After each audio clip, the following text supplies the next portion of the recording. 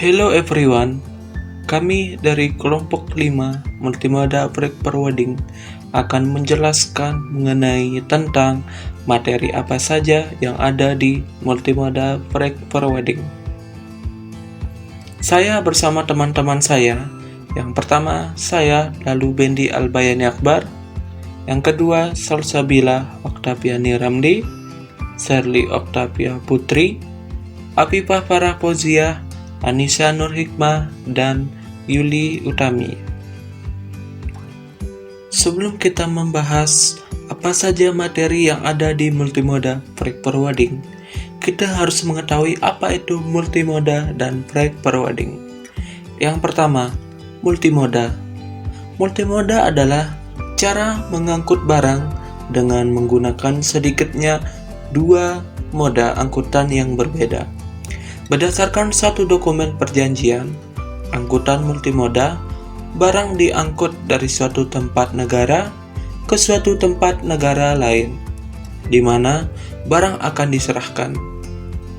Pada angkutan multimoda, barang yang diangkut, risiko yang timbul dialihkan ke pelaksana angkutan multimoda. Hal ini sesuai multimoda menurut Konvensi Internasional Multimoda Transport of Goods, Pasal 1 Ayat 2. Selanjutnya, apakah itu freight forwarding?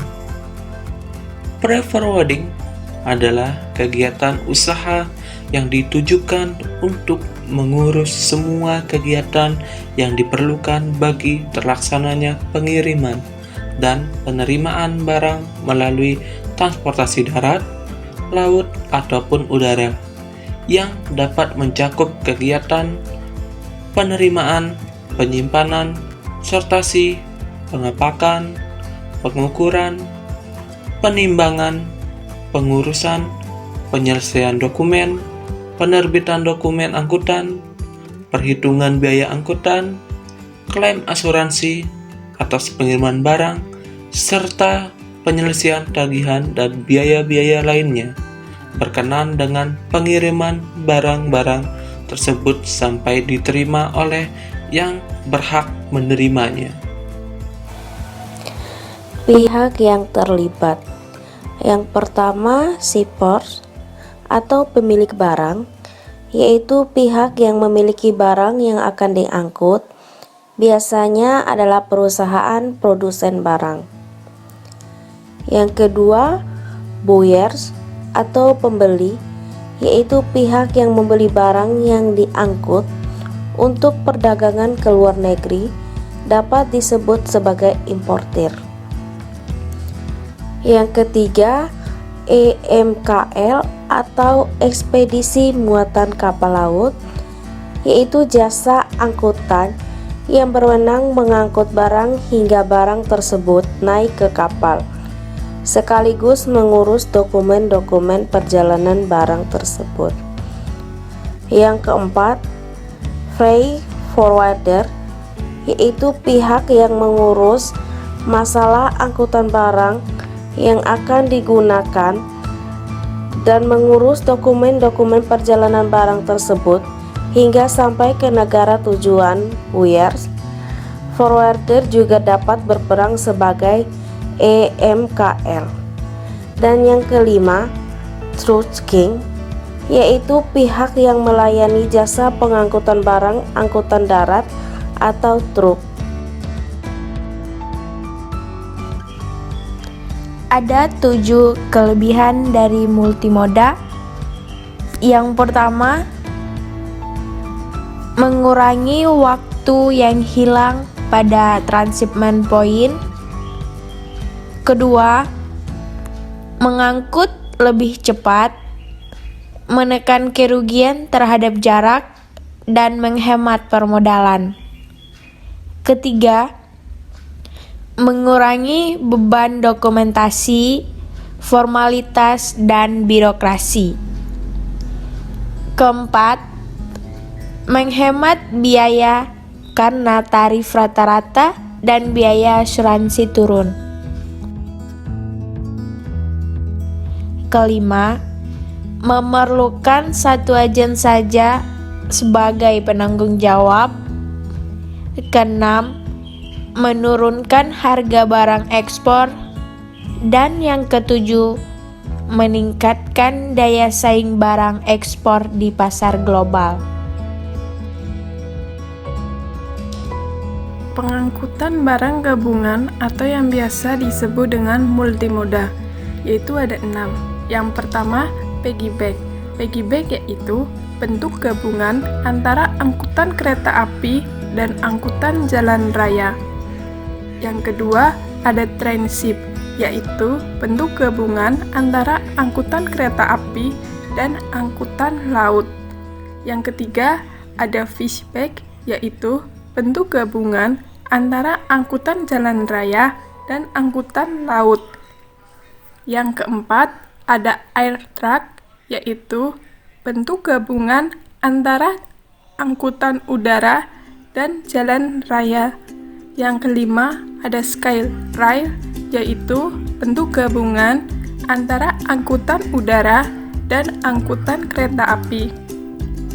Selanjutnya yang terakhir yaitu ada air bark, yaitu bentuk gabungan antara angkutan udara dan angkutan laut.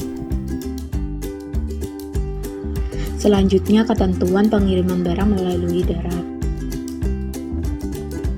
Yang pertama, customer wajib memberikan dengan jelas informasi yang akan dikirim, seperti jenis, nama barang, ukuran, dimensi, berat, dan juga bahannya. Yang kedua, barang terlarang dan melanggar hukum seperti narkoba, ganja, bom, sabu-sabu tidak dapat dikirimkan, dan juga barang yang mudah terbakar ataupun meledak. Yang ketiga, untuk barang ringan cukup memakan tempat, maka diberlakukan hitung volume. Yang keempat, ekspedisi hanya bertanggung jawab pada kehilangan barang yang diasuransikan, maka barang yang tidak diasuransikan bila hilang akan melakukan penggantian maksimal 1 juta. Yang kelima, biaya packing kayu adalah dari perhitungan panjang, lebar, tinggi kali 0,8. Yang keenam, ekspedisi tidak bertanggung jawab untuk barang yang berubah fungsi, warna, bentuk, dan aroma, jenis barang yang disebabkan faktor barang tersebut atau cuaca.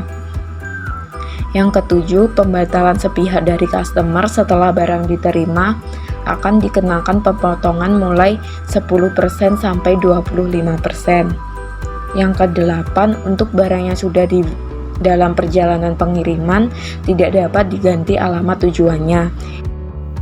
Selanjutnya, kami akan membahas mengenai syarat pengiriman barang melalui kereta api.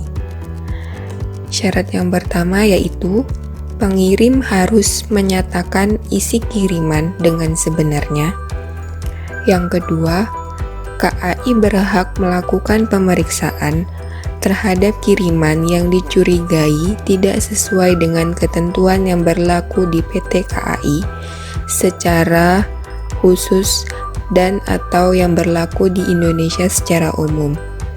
Yang ketiga, barang atau dokumen yang dilarang untuk dikirim adalah surat atau dokumen berharga bernilai uang, seperti uang tunai, surat berharga, perhiasan, dan sejenis lainnya, dan barang berbahaya dan mudah meledak, beracun, dapat menimbulkan percikan api, dan dapat merusak barang lainnya, serta barang yang mengandung psikotropika dan narkotika. Yang keempat, barang atau dokumen yang dilarang menurut ketentuan hukum dan perundang-undangan yang berlaku.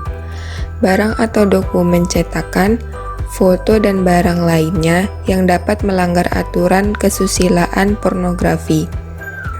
Selanjutnya, akan diberitahukan mengenai cara mengirim barang melalui Rail Express. Yang pertama, pelanggan atau pengirim menyerahkan barang yang sudah di-packing sesuai dengan standar yang berlaku ke loket Rail Express di stasiun dengan melampirkan data pengirim dan penerima kepada petugas. Yang kedua, penimbang barang dan penempelan stiker pada barang.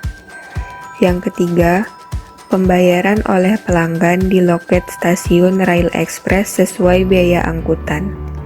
Yang keempat, pemuatan barang ke dalam kereta bagasi.